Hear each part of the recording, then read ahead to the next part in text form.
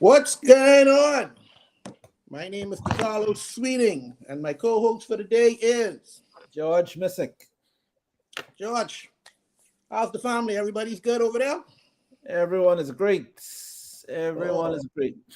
that's great. That's great. It's good to And hear these you? things. Yeah, right there. I can't complain. Everybody living like kings and queens over here. You're in the land of the living. Yep. Anyway, let's find out what's going on in the news.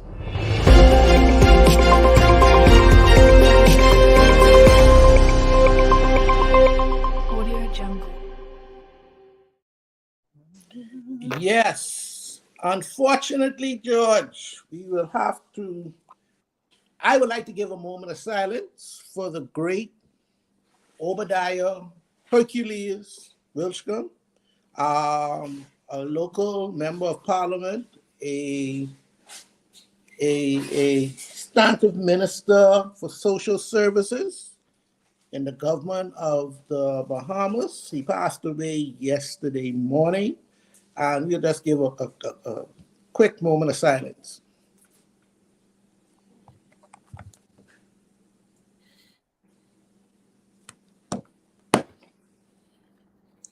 Yes. Okay. So, George, tell me something. Obadiah Wilchombe passing away. Great man, leaves a great legacy. West End yesterday was shut down. Nothing was going on. Everybody was in shock. This abrupt death just turned the whole Bahamas on its edge. It was just something that we never expected. Tell me right now, what does this do to the PLP?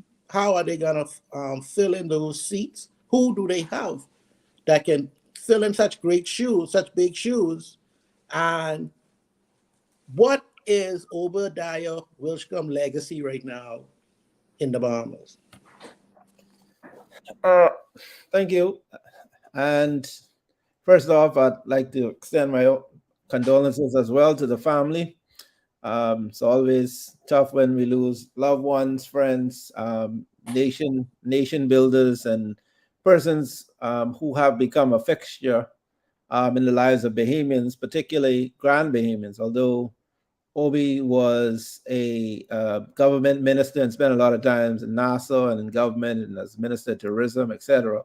Yes. I think he spent most of his time, well, it's from Grand Bahama, in Grand Bahama.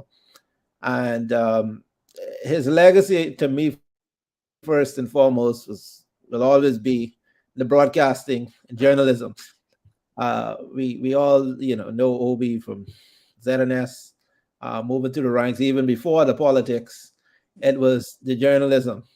And I think even when he went into politics, uh, the journalist is the journalist in him bode very well for him, served him very well in articulating, government policies, that familiarity, notoriety.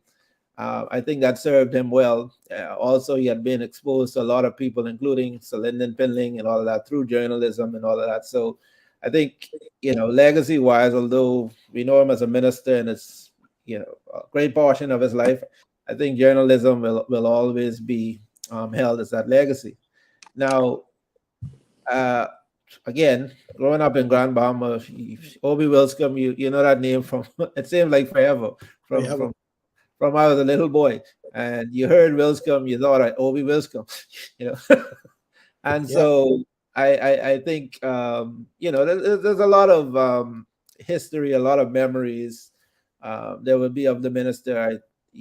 I do remember his stint as minister of tourism.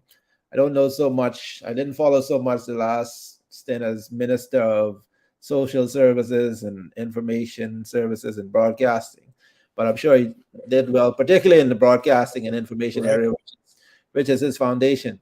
But we have a running joke inside inside my house with Obie, which really made me see Obie as in a different light, and and again it's in terms of Bahamian politics, one of my favorite lines came from Obie Obie Wilchombe through David Wallace, who always joked about, when Obie bust that line, say, the people of the West End want an MP, not an MC. I was going to use that line tonight because that was, to me, that's one of his most memorable lines that he had. Obie was a great orator. You allow Obie to talk to you, you will be fulfilled for some reason. He has that type of speaking ability that if you're feeling really low, he can bring you really up. Yeah. It's comforting, it's forceful, but it seems, comforting, it seems empathetic, sympathetic, everything rolled up into one. He had a unique voice, obviously, definitely for journalism, but that line for me, that's a classic. Yeah. That did it for me. I don't know if you remember the song that Obie came in on. Obie had his own song, and he come in and he who are the people who want Obie? I said, oh yeah, boy, that politics time. Man, they gotta hurry up do that seat now. So now, because I love Bahamian politics. It's a great time to be in the Bahamas when we on that political trail and we doing these things. It's just great, and Obie will be sadly missed for the next election coming up. And I, like you said, condolences to the Wilchombe family, but we have lost a big man, especially the settlement of West End, and also he represented Bimini also. So they have lost a big man. Well, you have to get it right, because I saw on one of the Facebook blogs immediately after Obie died, and people were giving their condolences and were talking about West End. Someone in the midst of all that grief and suffering and condolences was quick to point out, hey, it's West Grand Bahama. Like, sorry. It's not West End anymore. It's West Grand Bahama. West Grand Bahama and Bimini. You're gonna miss a great man, Obie Wilchombe. He will be sadly missed. But hey, it's a part of, go ahead. It's a part of life, and we have a lot of politicians. I was reflecting on, and Obie was pretty young actually. I think they said 65, but in reflecting, the thing is, we have a lot of aging politicians, and with age, it just seems like funerals, death becomes more frequent, which is a normal course of life. So you will begin to see more of this changing out of the guards through death or retirement or whatever it is. Persons have served, and it's the circle of life. You have to make room. One way or the next, room will be made for the new generation of politicians and freedom fighters. The thing about Bahamians, and it always, when people say this person loved the Bahamas, I don't know no Bahamian who doesn't love the Bahamas. Right. Right. I love it. One thing the Bahamians love is the Bahamas, and that's why you don't see much people migrating and whatnot. So I think, big seats to fill, but I think, in succession, someone will come in, a new chapter will form. So other people, I am a firm believer in politics anywhere in the world. And I look in the US and stuff, and I see all these people who've been in politics for 40 years and so forth. And I really do believe it's something that, time limits. There's a lot of Bahamians. There's a lot of people with a lot of things to give. And I'd like for us to get to a place where more people are, allowed in, I should even say. I shouldn't even say stepping up and offering themselves. But and we had this conversation before, and I did not know this until today. I was listening to one of Obie's speeches, one of old tapes, and he was saying, how he got into politics. His father was one of the founding fathers of the PLP and whatever, right? And to me, again, we on a certain course here, but I just want to see more people whose father wasn't the founding father. And George, I can stop you there. Forget that. That. Go in these parties. I want you to go in any one of these parties. And I hate to take this away from Obie's death right now, but go in any one of these parties right now. Who ain't cousin, brother, sister, if brother, sister-in-law is married into this one and this one, that's their whole way, like how the queen them used to do it, keeping it in the family. Yeah. They don't want this to be nobody else's own. This just our own. And if you marry into this and you marry into that, you could come along. But Yeah. that's it. We ain't got the inn is full. There's no more room in the inn. Yeah. It seems as if you have to have a certain DNA Yeah. to get into the politics. And that's why I said I hope, and the future for the Bahamas, I hope that people who want to serve are allowed in. It doesn't become a popularity. It doesn't become that you're entitled to a seat. I hope that democracy is a fair and transparent. Best man, best woman get the seats. And I could even, say in terms of limiting, there was a big thing about limiting the terms for prime ministers, right? And I don't think that's ever been done. But again, things like that, I like to see done, because I think with leadership, all leaders have to be able to move off to the side and let a new generation of leaders emerge and fill the seats. There's no such thing as if one person can do the job, because as we will shortly see, you drop down there today to someone else. People are really vying for that seat, and someone will handsomely go in there. The prime minister will have to name another minister. So you better believe some people's phone calls have already been made. Oh yeah, no doubt about it. To take over the broadcasting thing. So life goes on. Somebody, hey, he died. Hey, that's a job opening. So some people, Yep. the jobs have to be filled.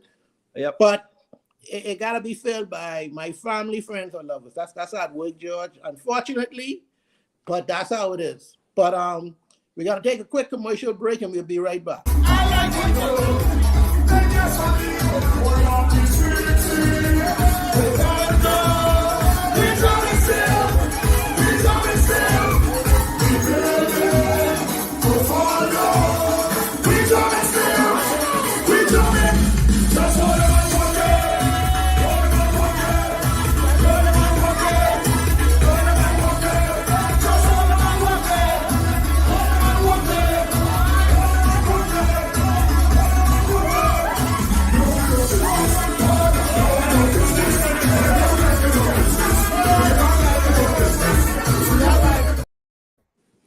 And we're back. Now, this is interesting, George. And I know you have a big stake in this. You were quite. I mean, let me say quite. Seems like you were very upset. Very upset with the last Super Bowl. But they have announced the next performer of the halftime Super Bowl show will be no other than Usher Raymond. Usher. Oh yeah. That's it. I know you can't be upset about Usher being the headline of the show. Usher got more than enough songs. Usher got more than enough performances. There's no reason on God's green earth you got to say you ain't happy with Usher. You're right. No, I'm pleased with the selection. I think it's a good testament to Usher. The longevity of his career. Usher is almost kind of grew up with Usher. Yeah. And to me, there's not a whole lot of artists that really transition from a child artist to adult. So I remember Usher, like you said, just the fact that you call him Usher Raymond, you tell you old school, because the little kids know him today as Usher, right? That's what I know him as, Usher Raymond. That's what he came out as. Yeah. You remember when the guy with Jermaine Dupri and all this? Oh, yeah. So, and he has, to me, again, when Usher came out, I think Tevin Campbell or someone was all of it around that time. So he's this next little boy singer, young fella singing, and you never know then how someone's career is going to take off. But it's, it's impressive that he turned out to be this big superstar. He came up. I don't know of no real bad Usher events like Usher losing it and breakdowns. And he seemed to have come from a family, his mother, whoever family kept him well grounded. in that type of profession. And he continued to turn out hits. And Usher, and as well as singing, he came from that generation also, where he does a lot. He's also a performer, which is kind of missing from today's thing. And yeah, so I'm very delighted. Usher has, like you say, more than enough hits. He has the popularity. You see, he's been on TV, singing shows, all these different things. So a lot of different generations know Usher. Like, my kids know Usher. I know Usher. So he's been around, and his music has also evolved, has kept evolving to keep up with, the Lil Jons, and, all those things. He always is current. And so, yeah, good choice. I heard he's going to have some guest performances. And I think, as I told you, the best thing for me is, I'm sure I'm not going to be surprised that he's pregnant when the Super Bowl comes on. So I'm looking forward to it.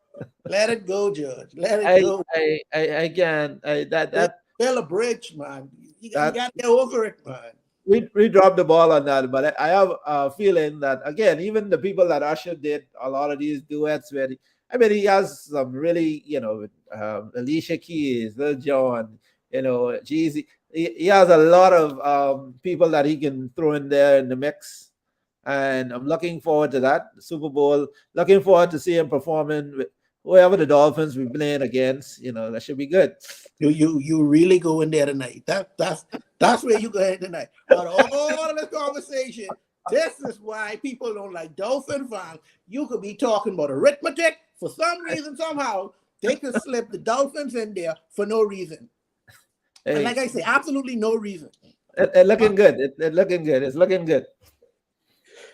I don't know what to say, but y'all are something else. But anyway, I can't wait for the halftime show. Usher put on a great show. Can't wait for it. Can't wait to see it.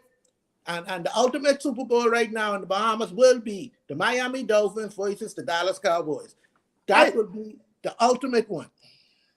Well, okay. I know you want to see the Cowboys. I thought you went to say Kansas City and Miami. No. Ain't nobody want to see that. I say in the Bahamas. Okay. Bahamas. Yeah. Well, we'll have to shut down the country for that. You all need to do your all part. Right? The Dolphins almost there. They're already playing. They're already playing the Super Bowl song. Miami has the Dolphins. Y'all do that every year. It doesn't make a difference. I don't know what you're talking about. Every year they does that. So this is crazy. The Miami Dolphins. I used to be a Dolphin. This is the joke about it, right? I started watching football again, right? Uh-huh. I used to be a Dolphins fan. I hate losing. I have an allergic reaction to losing and backing losers. So one time I just got fed up years ago and said, I finished with these dudes. But looking at this team, they just seem special. Why? Why? Because they just well-rounded. They play good on both sides of the ball. They have a solid quarterback, which we saw from last year before Tua got injured. They have good coaching. It's like the perfect. It just feels different. I know Miami had those fast starts where they, came in and they disappoint and dropped the ball. And not to say it might not happen again, but this actually looked like a real. They're a real contender. The talent that they have on this team. I am not gonna burst any Miami Dolphin fans bubble. Yes, y'all look good. Y'all look damn good. I have to give it to y'all. Offensively, I love the play. I love your coach. I love the play calling that he does with the talent that he has. He understands them and he realized that, hey, this is how we're gonna do it. Now, Tua. You all know he only a breeze away from getting knocked out and concussion and whatever else going on. No, man. No. Is your defense good enough for Super Bowl? Because Super Bowl is all about defense. Yeah. That's what it's gonna break down to. See, y'all look. See, and I'm gonna admit to this, as a Dallas Cowboy fan, we hang our hat on defense. Yeah. And if defense ain't come up to show, we know we in for a dog fight. Now, Miami Dolphins, if if the offense meets a defense that can slow them down, do y'all have a good enough defense to slow them down? I don't know. I don't see, because y'all just run up the score. Y'all Well, just you can't score more than 70 points. So we just gonna outscore you. but if the defense can slow y'all down, then what? Well, we still assuming this Dallas Cowboys thing. First off, I still going with that strong. I don't want to disrespect you, but I don't think y'all gonna be there. But hey, if Miami could be there, why we can't be there? I don't even know how we get. See, this what I like with y'all Miami though. Y'all take people. This even ain't part of the show. This even in the lineup. Y'all always trying to get yourself up in things. Hey, after a 70-point game, they have to become a part of every show this week. Yes. I give 70 points. I never saw that before in my life. They said the last time was 1960 something. That's crazy. I don't even watching basketball. I don't know what was going on in that, because I fell asleep. When I wake back up, I see 52. I say 52 points. It's a football. I thought I was dreaming, but when I woke up, going back, taking a nap, wake back up, I say 70 points. My God. Come on. It was so bad they had to stop scoring. Like, okay, we ain't gonna score no more. But listen, I agree with teams running up the score. If you could beat a person bad, beat them bad. Because if they get a chance to beat you, they can beat you bad. Yeah, so I agree. If no such thing as a bad beating, no. That's a big lesson you learn. In sports, you kick a man when it's down. Very much so. Very much so. But our next topic, the Royal Bahamas Police Force is going to introduce a performance-based incentive program. Now check this out. Meaning, like the Minister for National Security said, hey, if you have 2 traffic officers, one traffic officer brings in 10 tickets a day, another one brings in 40 tickets a day. Mm-hmm. They shouldn't be awarded the same type of the same type of incentive plan going on. So they sit down and say, okay, if you bring in 50, 60, whatever division you're in the police force, we can hook you up. You're going to be straight. Now, I got a little problem with this. Now, to all my good friends in the Royal Bahamas Police Force, y'all my buddies, be cool. Y'all, me and y'all like that. But some of y'all, this, you can't. I want that, George. Okay, I'm a police officer. I want that incentive plan. I see George getting 50 tickets. He's bringing in 50 tickets a day. Mother said, how you bringing 50 tickets a day? So, you know what I can start doing? You start jaywalking, I got you. That's a ticket. You start looking cross-eyed on, you spend too much time on the red light, boom, that's a ticket. I trying to get my tickets up. Now, unfortunately, Joe Public can get some hell for that, but that's Joe Public business. You don't think this incentive plan can cause these police to go crazy on the general public? No, not really, because I think a lazy person will continue to be the lazy person, right? I like merit system in pretty much any organization. I think if you put the correct checks and balances in, because for instance, if you were bringing in 10 tickets last year, and all of a sudden you come bring in 50, 60, I think they'll fire you anyway, right? Why? That means you was robbing me all. That means you ever had it in you to bring in 50, 60 tickets, and you was. Hey, I just needed the right incentive. No, you didn't need no sign. Your incentive was your pay, right? Nah. Now, I get they trying to get you to work harder, but it can't be that great a leap from you was doing nothing to all of a sudden you was RoboCop. If I see that, you need to pay back. Forget the incentive. You need to pay back some back pay because we were paying you too much. But I haven't said that even with these traffic tickets system. Anybody else in the civilized world now, they still have traffic cops. These people giving you speeding tickets and different now. Boy, when I was going I-95, them and then going to Orlando, boy, it was right there. Well, them troopers still there, but for the most part, you speed on I-95 or any place in the world, those cameras, speed cameras, giving you your ticket. You you get your tickets in the mail. So I don't know when the government get, because obviously they after money, right? I don't know when they're gonna get automated.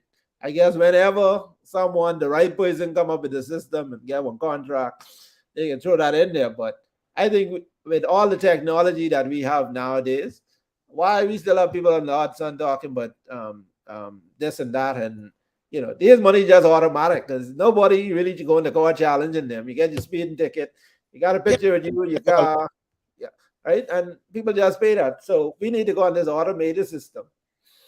Um, get off of this speeding thing, but overall, the idea of a merit pay incentive, I don't have a problem with it, and I think if they have the checks and balances in place, if someone is just doing false arrest, you still have the same. People can still make their complaints. You arrest me for not doing anything. I wasn't speeding. So if they start to get enough of these complaints against them, for again, now you facing disciplinary, you being disciplined. So yeah, The police, yeah, the police police. being disciplined. Yeah, so just how merit will get you increased pay. They also have the unfortunate situation if you get enough complaints against you. Those are the type of things that cause you to get to not get promoted, etc. I heard the minister talk about this is how they evaluate in any event who is to be promoted the next. And it makes some logical sense, but if someone just wants to be crooked now and start, I think that will come out or should come out. The public should do their part to say, to challenge if someone is just padding their stats to get an increase. But there has to be a way to separate the sheep from the goat. The lazy employer, because I don't feel like I out there bucking everyone, um, working hard all day, and someone to Dunkin' Donuts by the sweetheart house. And not saying this happens, right? But Yeah. yeah, Right. yeah. I That's agree. hypothetically speaking. Hypothetically, You want to know that, and the thing it is in any area of we get down on the police because people are always thinking corruption, the police and whatnot. But I think on any job now, we need to look at a system, more systems of merit, particularly with social media and everybody on their phone all day, Facebooking, looking to see who died, writing these blogs. We need to put aside police and all of those things. Take some of those things, particularly the government offices, just offices on the whole, because I think you have more negligence, you have less productivity, and those are the challenges that are being faced. And I think even these merit pay design, this point system is designed to stop people from just wasting time on the job. You're getting money. The government does make a revenue from people being booked and from uh, the public benefits from the criminals being taken off the street. So you want to know that the police are out there working. And if you have to incentivize them a little bit more, we know the police don't get paid that much money. So any little extra perk for them, I'm all for it. The but check and balance is in place. that's my problem. They don't get paid much money, so they can do whatever they gotta do, legal or illegal. They gotta make it, and they gotta do what they gotta do. So even if they pull me over and I say, "Man, big man, let me get you a little something. Let me go buy you some lunch today, man. Don't worry about this ticket." He can take that. And that was going on a long time. So I don't agree with it. I feel you incentivize. There's the wrong set of people to incentivize to do some things. Not them. Anybody else. I'm the secretary, and they type up more letters than everyone else. That's fine. But them. But that's exactly why I think one of the reasons they're trying to do it, because God, from your example, police is looking at it and saying the public are trying to incentivize them. So we need to find a way to counter this incentive, because if I'm not paying you no extra money and you come to me with your lunch money, but I know I book you, especially if I know you your incentive is. Now we at least we're in a wage war, we're in a bidding. Yeah,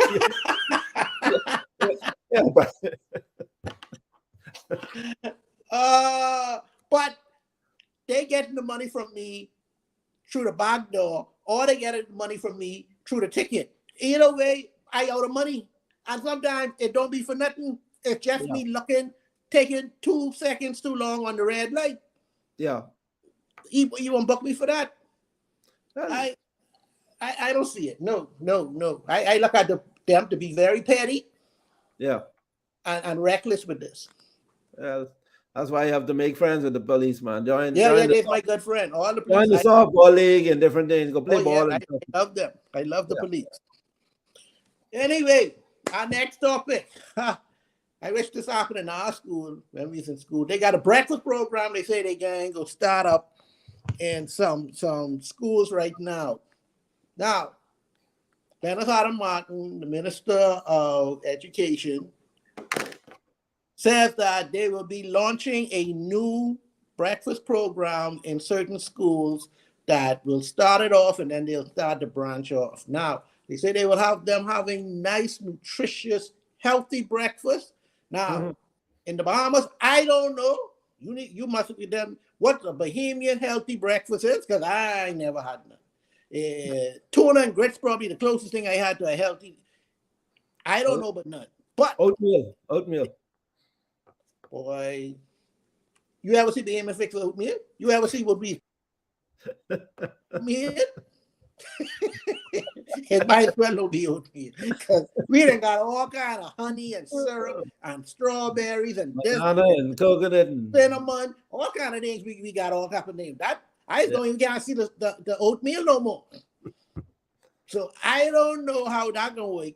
Cause them little children ain't gonna eat no old stale oatmeal because they gotta fix that up. They gotta put plenty sugar in that for that to work. I know you ever taste oatmeal by itself, but boy, oatmeal and cream of wheat. My children like the sweet milk in it, the condensed milk. Okay, you know you gotta fix it up. Yeah. You know you gotta put some steak on that. They ain't eating that like that. So what this breakfast is, I don't know, but I'm just glad that they are making a new incentive to say, let's get these children in school. Breakfast is the most important meal of the day. I know why they say it. Well, I know why they say it. It gets you going. It gets you moving. It gets when you only had that breakfast first thing in the morning, someone talking about 4 + 4 - 10 divided by the coefficient of the day. Big man, I thinking about some tuna and grits right now. I hungry. So I understand. They say in the testing them, they're gonna do it on Monday, Thursday, and Friday. Why them days? Monday to get you going. Thursday and Friday, a lot of people don't have nothing for them to eat around that time, so they say, and it branch off from Friday to Monday. So I guess it makes sense. This free breakfast for everyone? Oh. There's free breakfast for those who can't afford it.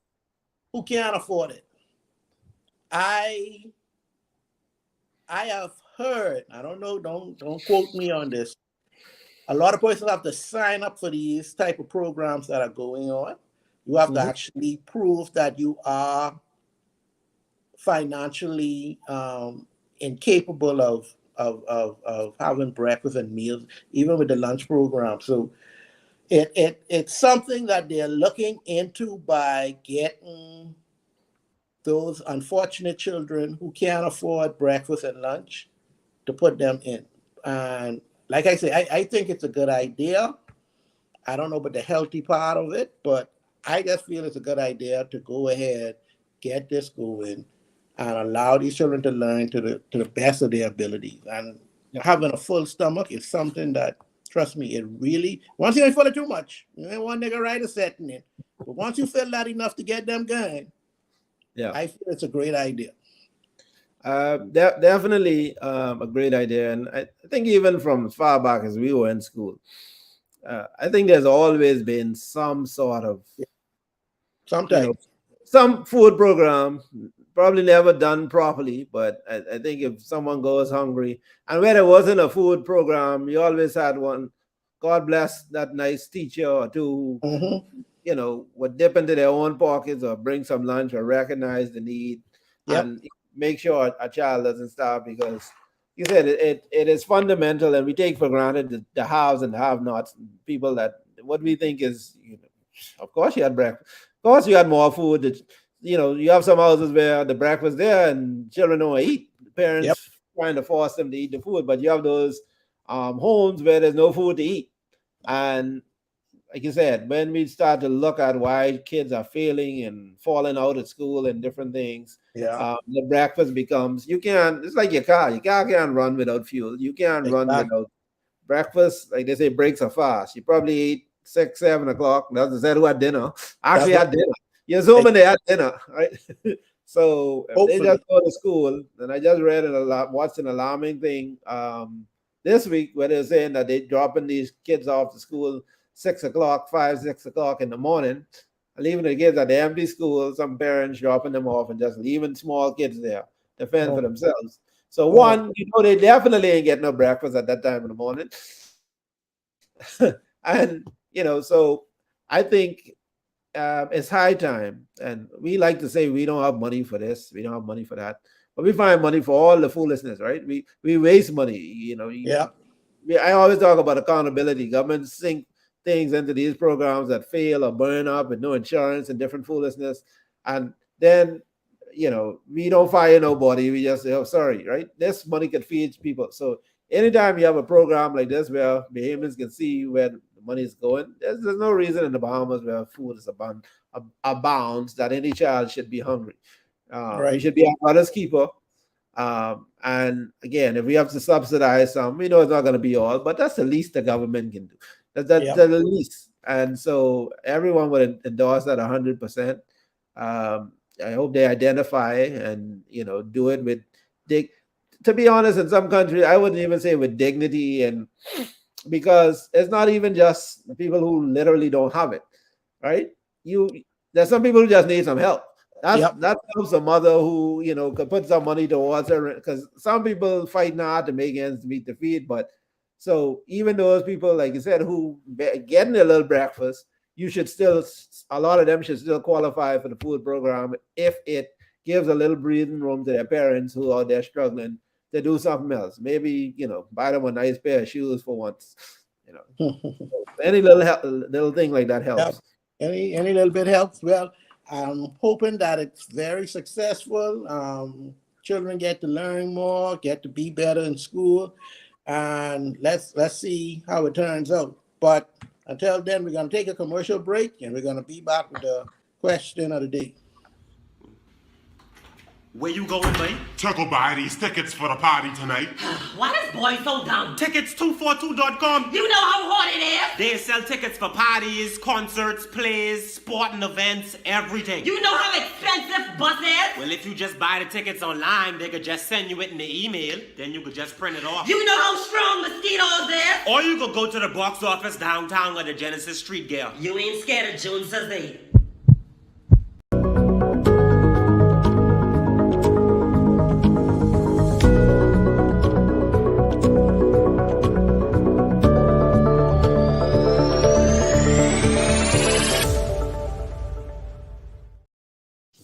Okay, George, listen to this. Today's question.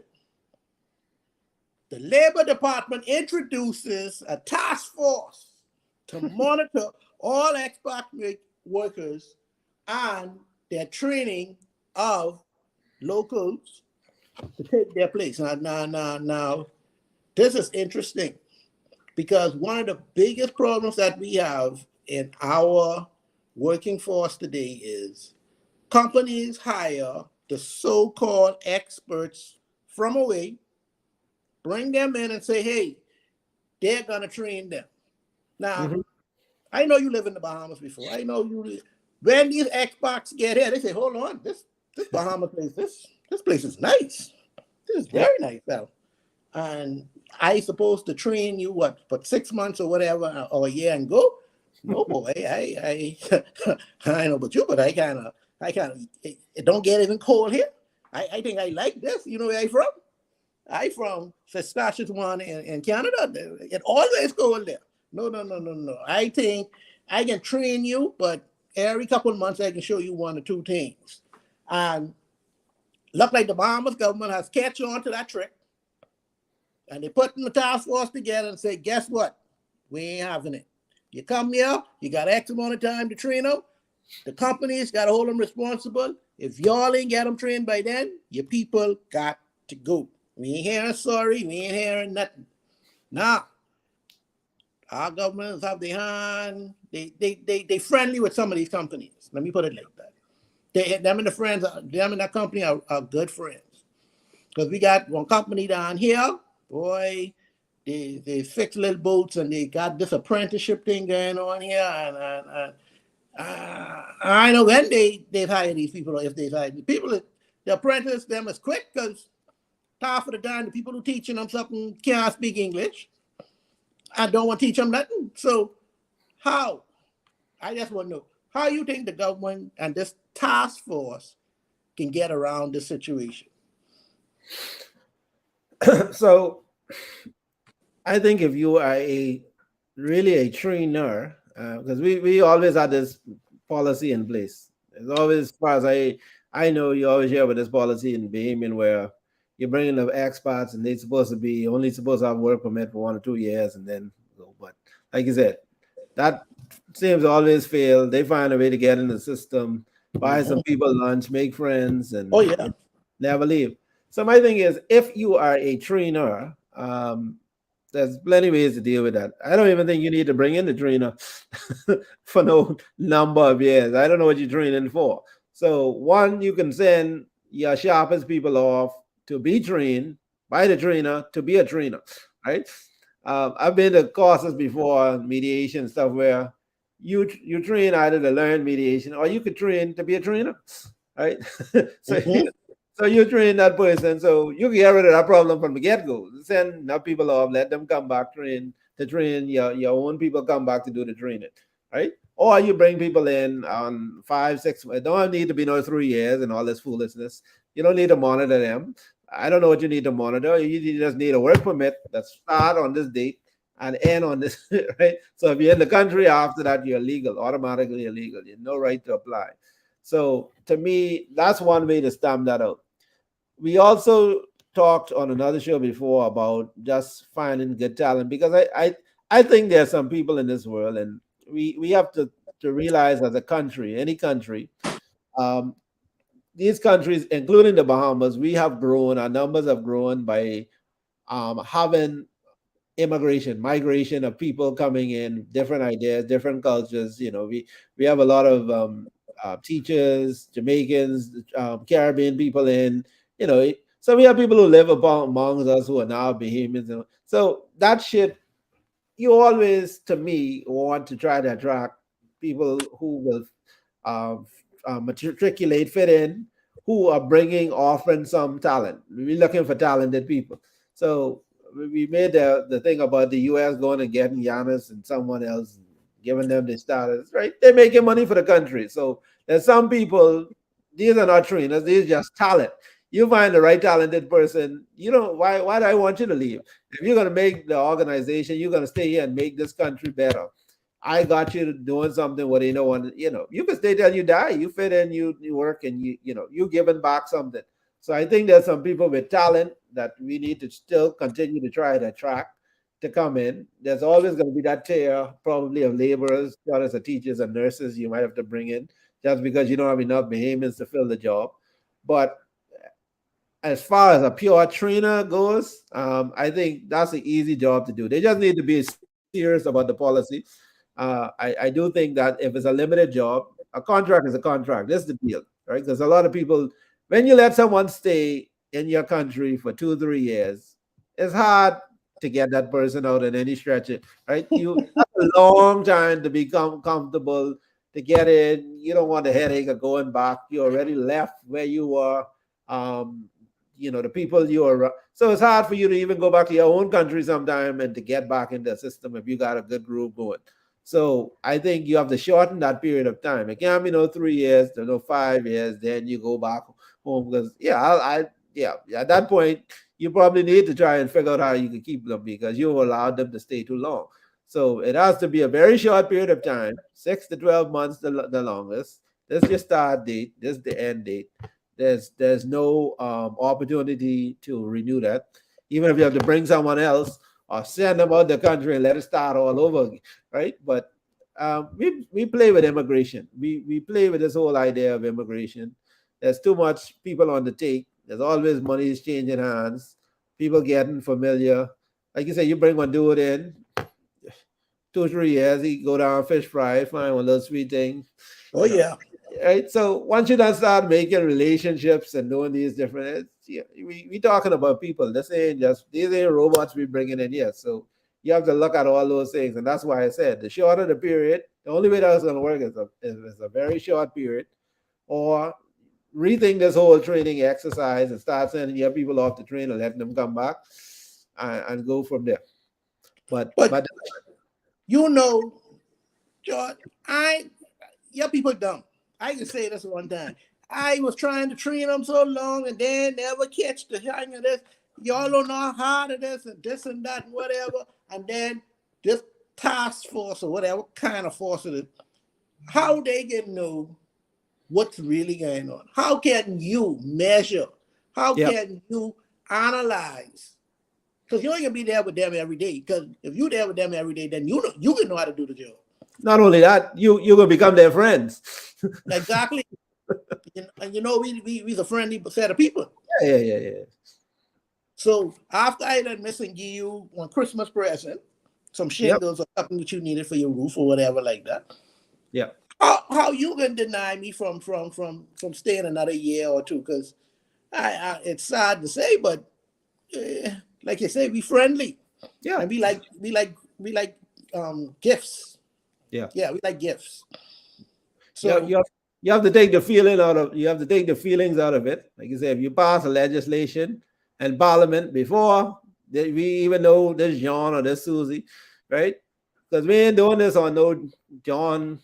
This ain't gonna be on no case by case basis. This just the law, right? Your time, John or Susie, I can't help you. I can't save you. The law don't allow for it, right? And so if you take that out and make it automatic, then that's. But we recreate our problem. We allow the law to be loose so corruption could kick in. So John and Susie pay an extra whatever to stay and do this, or give me their firstborn, or we like them loosey goosey things. We don't want the hard letter of the law to say farewell. It was fun. You're 3 weeks up. Yeah. Oh man. So in a nutshell, we only flamming with this task force that supposedly things better. We create more work. I don't even know. Like I said, I don't know what the task force for. That sounds like a whole mess. If you're in charge of BTC or whatever, right? You're already the boss. You say you need some trainers to come in. Okay, they're coming in for a year. You have the policy there for a year. When the time up, you're the boss. You can look at your paper. Okay, November, John gone. Show your little Christmas party. See him off. Oh yeah. You need a task force for that. What's that? You're not the evaluation or your training time finished. If they learn by then, you fail. Yeah. Right? You assess this well ahead. Yeah, we just don't need. Yeah. So what the task? I don't understand what the task was for. You already have immigration to come pick you up if you're still in the country after that date. One call from you to say, dude, still here. Task force. Y'all be even like all immigration. Boy, y'all like immigration. Yeah. Task force, that sounds like a debate. Now we going after you have a conversation about ain't nothing to talk about. Your time up. When you come, January, see the time there, time to go. Woo! Well, we can see how this turn out. Like you say, I give them a time limit. If you ain't teaching me this by now, you ain't no good teacher. Get out the country. Let's get somebody else because you ain't know what you're doing. That's it. And that's it. I agree with you 100%. We joking around. We trying to make other officers either get locked up or get rich. That's all I see they trying to do. But anyway, we'll be right back with the Bungie of the Day.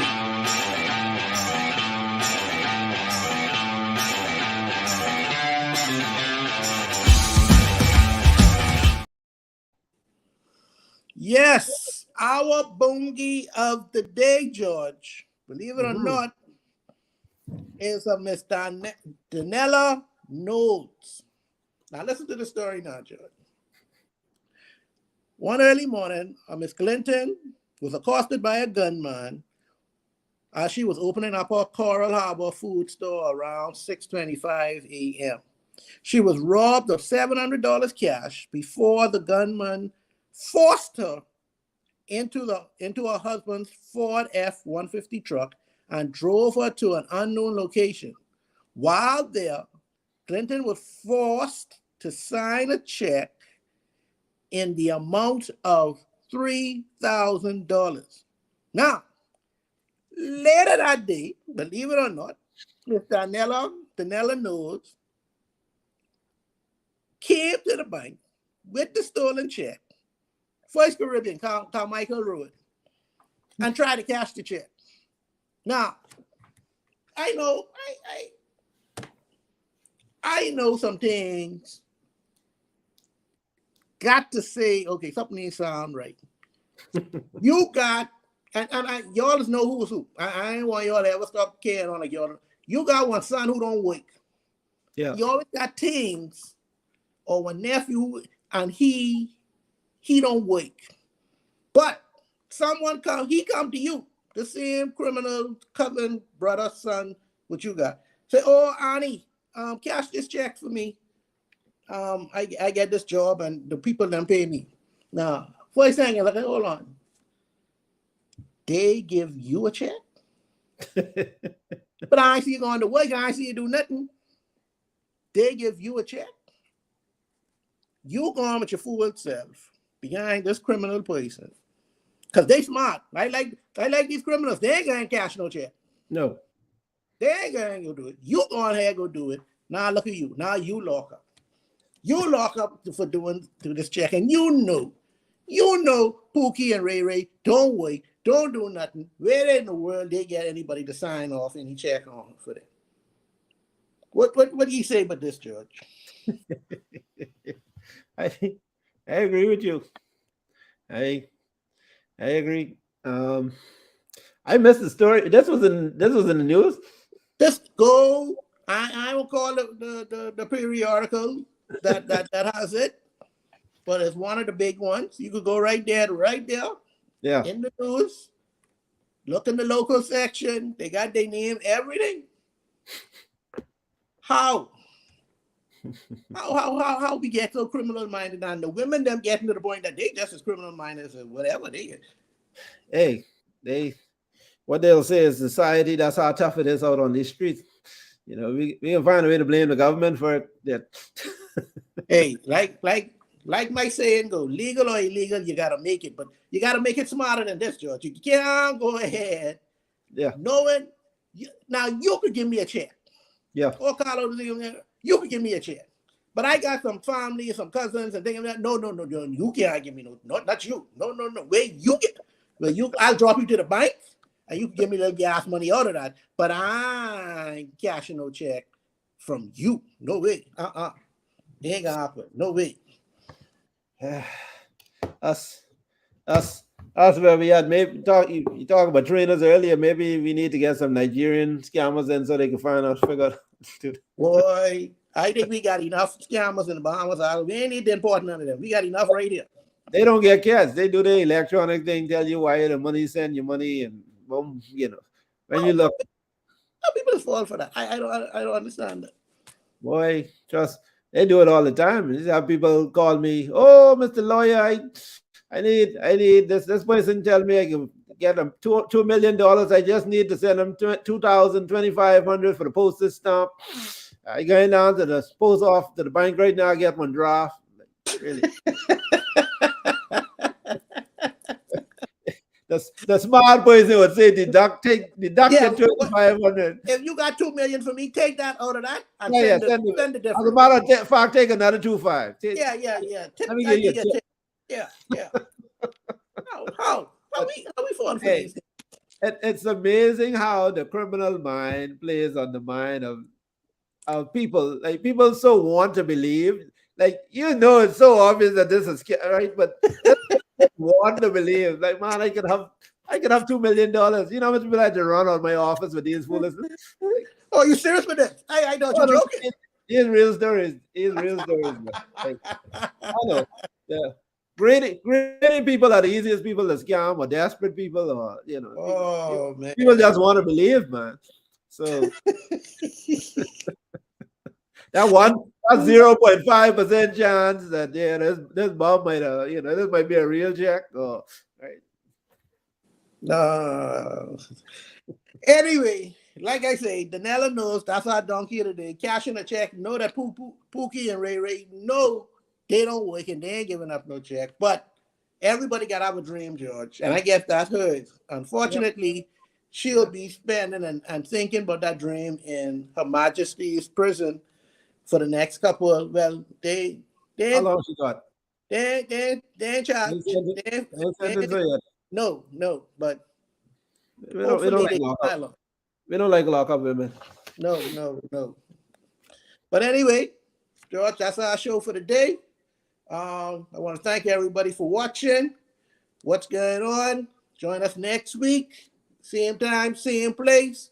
Remember to subscribe and like the channel. Superior Talk Bahamas. See you next week.